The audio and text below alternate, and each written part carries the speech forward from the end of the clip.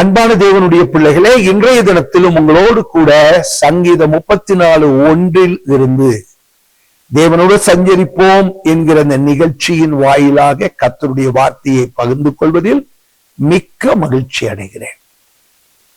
எனக்கு அன்பானவர்களே, சங்கீதம் 34:1 சொல்லுகிறது, கர்த்தரை நான் எக்காலத்திலும் ஸ்தோத்தரிப்பேன். இது எதை காண்பிக்கிறது என்று சொன்னால், கர்த்தரிடத்திலே இருந்து நான் எந்த நன்மைகளை பெற்றுக் கொள்ளும் போதும் கர்த்தரை ஸ்தோத்தரிப்பேன்.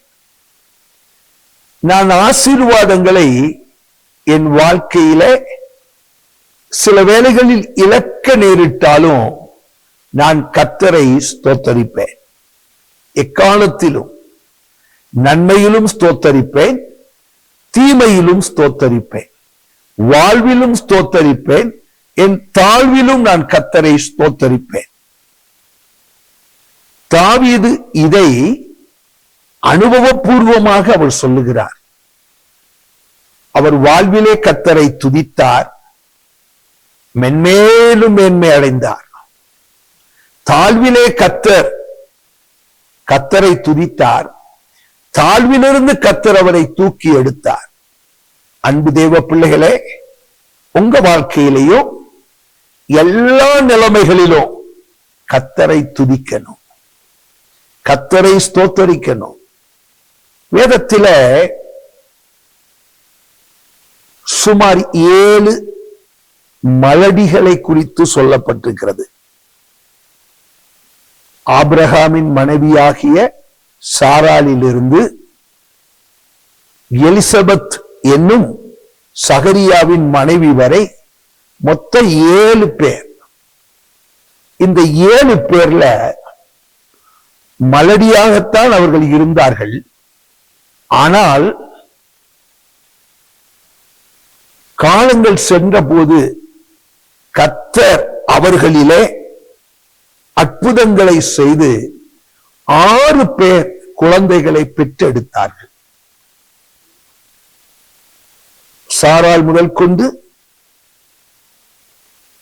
சகரியாவின் மனைவியாகிய எலிசபெத் வரைக்கும். ஆனால் ஒரே ஒரு பெண் மாத்திரம். அது யார் என்று சொன்னால், சவுலின் மகளும் தாவீதின் மனைவியுமாக இருந்தவளுமாகிய மீகாள் என்பவரை குறித்து நாம் பார்க்கிறோம். மரிக்கும் வரைக்கும் அவளுக்கு குழந்தையே இருக்கவில்லை. மற்றவர்களுக்கெல்லாம் கற்பத்தை தொட்டு கர்த்தர் அவர்களுக்கு கற்பத்தின் கனியை கொடுத்தார். ஆனால் கடைசி வரை இவளுக்கு அடைக்கப்பட்ட கற்பம் அடைக்கப்பட்டதாகவே காணப்பட்டது. அதற்கு காரணம் என்ன என்று சொல்லி பார்க்கும்போது, அவளும் துதிப்பவள் அல்ல. தன் கணவனாகிய தாவீது கர்த்தரை துதித்த போது 2 சாமுவேல் 6வது அதிகாரம் 20 முதல் 23 வசனங்கள் வரைக்கும் நாம் வாசிக்கும் போது, அவள் கர்த்தரை ஆடி பாடி துதித்த, தன்னுடைய அந்தஸ்தை எல்லாம் எந்த விதத்திலும் மேன்மைப்படுத்தி கர்த்தரை துதிக்காதவர்கள் அநேகர் உண்டு. அநேக சபைகளிலும் கூட நான் யாரு, என்னுடைய பொசிஷன் என்ன என்று சொல்லி தங்களுடைய அந்தஸ்துகளின் நிமித்தம் கர்த்தரை ஆராதிக்காதவர்களும் உண்டு. ஆனால் தாவீது சவுல் என்கிற ராஜாவினுடைய மருமகன். ஆனாலும் கூட அவன் கர்த்தரை துதிப்பதில வெட்கப்படவே இல்லை. தன்னுடைய அந்தஸ்தை பார்க்கவில்லை. கர்த்தரை நன்றாக துதித்தான்.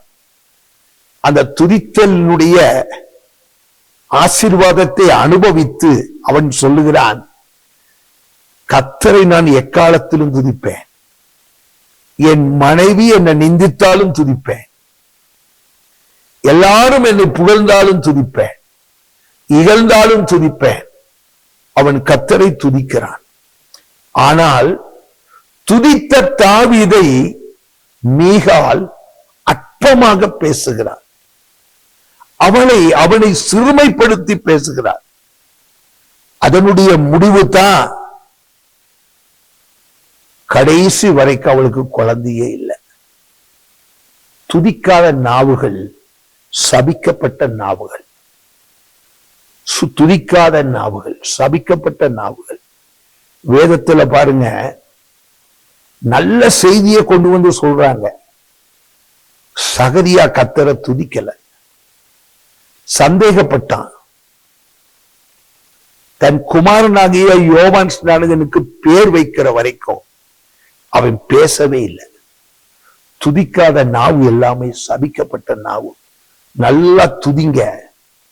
கர்த்தரிடத்துல உங்களுக்குன்னு வைத்திருக்கிற நன்மைகளை நீங்கள் அதிகமாய் அதிகமாய் நீங்கள் பெற்றுக்கொள்ள முடியும்.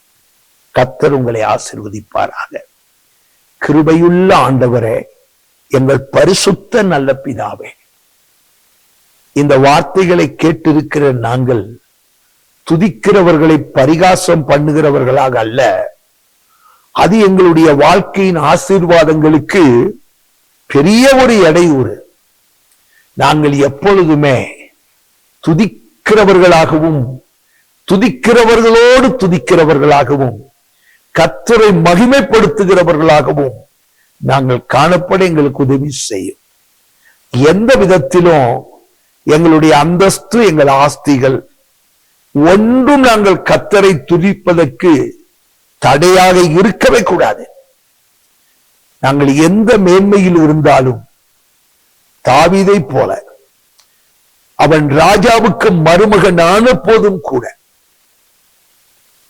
அவன் கர்த்தரை துதித்து மேன்மைப்பட்டான்.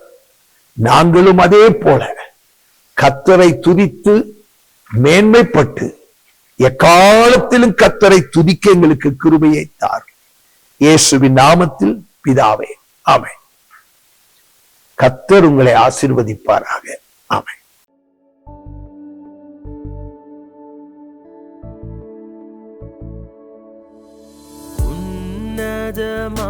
உன்னதமானவரே,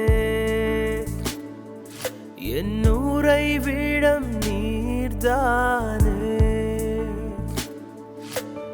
உன்னதமானவரே, என் உறைவிடம் நீர்தானே.